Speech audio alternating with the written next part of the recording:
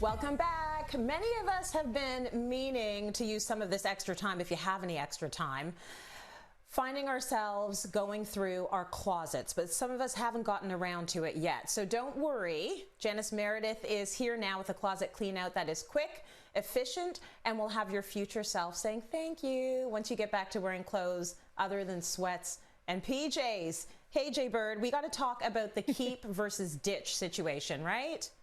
What I want to do is make sure that what you're keeping is pieces that you know how to wear, that fit your lifestyle, and I mean all aspects of your lifestyle, and that you're not fussing and moving around with, that you don't get bothered by, and that fit your current shape.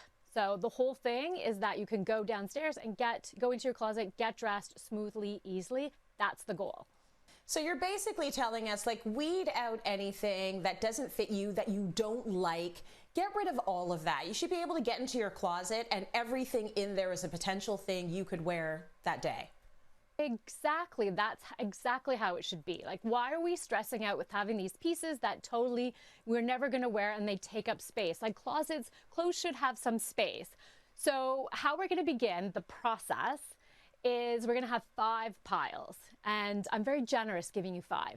So we want one that's going to be to donate, and keep in mind that nothing should go into the garbage bin, okay? Because that goes directly to a landfill. So even if it's really, really worn or really ripped, what happens is when you donate, they go through and sort everything. And so other stuff will go, the stuff that's not sellable or wearable, they will actually filter the right process. So that's something to keep in the back of your mind, is nothing should be going in the garbage bin. So donate is bin number 1. Consign is something to think about. If it's within the last year, or if it's one of those pieces that has tags on it that you just never got around to wearing it and you're not going to now, consign that, make a little money, put it back in your closet. That's a great thing. 3 is I'm going to give you a bin to store things. Like, so those emotional pieces, you know, it was your engagement, the shirt you were wearing, you got engaged or something, your favorite jeans. You can have that. We don't have to completely purge everything, but have it in a bin out of the way that you know where it's at and that you can come back to it for sentimental reasons, but it's not taking up space. It's not taking up that mental clutter in front of you either.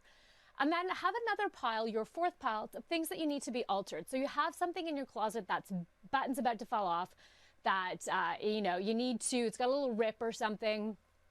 Definitely just take care of it. Put it in a pile. Get it, you know, now we have the time, or like take up sewing, fix that button, just get it taken care of and then put it back into your closet.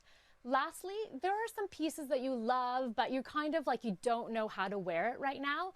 So that's a whole other thing that you can have a pile with. And then when you have some, you know, girl Zoom conversations, you can play in your closet and figure out what are some new combinations about how to wear those pieces, because how you wear pieces is what makes them on trend, not the piece themselves, pretty much. So I want you to love your pieces and feel comfortable in them and start wearing them. You have been very generous. Thank you for 5 piles. Now that we've sorted it out into 5 categories, I love that. What do we do next? So you actually literally have to go through every piece and you're going to try it on and you're going to see how it fits and if it's working in your lifestyle. When I say lifestyle, I mean, like, how do you get dressed? And, you know, are you an ironer, or do you take things to the dry cleaner? So then it's okay because they can press it. And then how is it working with your daily life? Like, is this something that you're going to put on and go?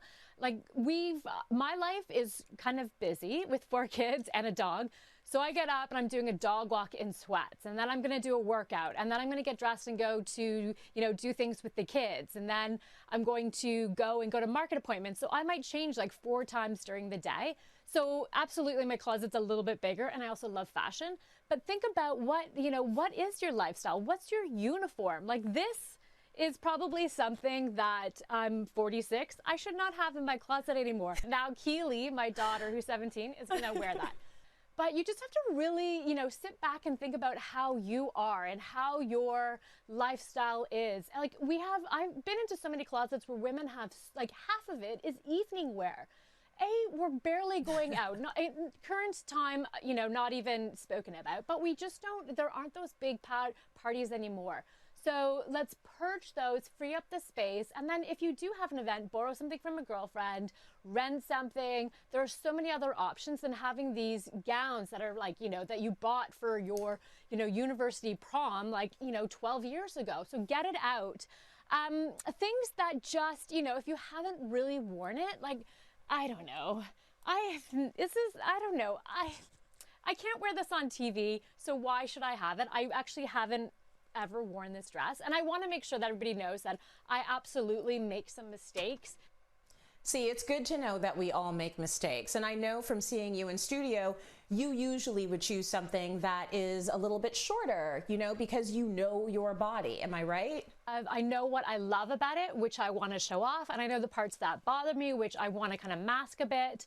So like something I totally don't wear is like this wide leg pant, which is something just goes against what the whole, you know, my uniform is. I want something bigger on the top, more blousoony, and then something more trim on the bottom. So this is something I actually have never worn, like this pajama style I thought I could get into, and I'm just not doing it. So I'm just going to purge my closet and get rid of that stress. Now, one thing that once you've gone through all of your pieces and you're appreciating what works with your lifestyle, what works with your body, what you love, then just start being smart about what you're putting back in. Like get the accessories that work with your closet. I'm a hanger, and so I've got like the thin hangers that work best with it. And then when I'm layering things, I use these hangers. Sweaters I hang, and I just use the stuffing from the dry cleaner. The point is, when everything is all done, it's organized, it's all lined up in the same hangers by piece, by color, I can see everything, then I actually get dressed easier every day, and that's the goal. You've put away everything that's out of season. You've got everything color coordinated. It's hung because you're not a folder. So you're being realistic about who you are, and your closet reflects that. And ultimately, we all just want to have an easy time getting dressed. Am I right? Yes, exactly. It should be the easiest decision of your day.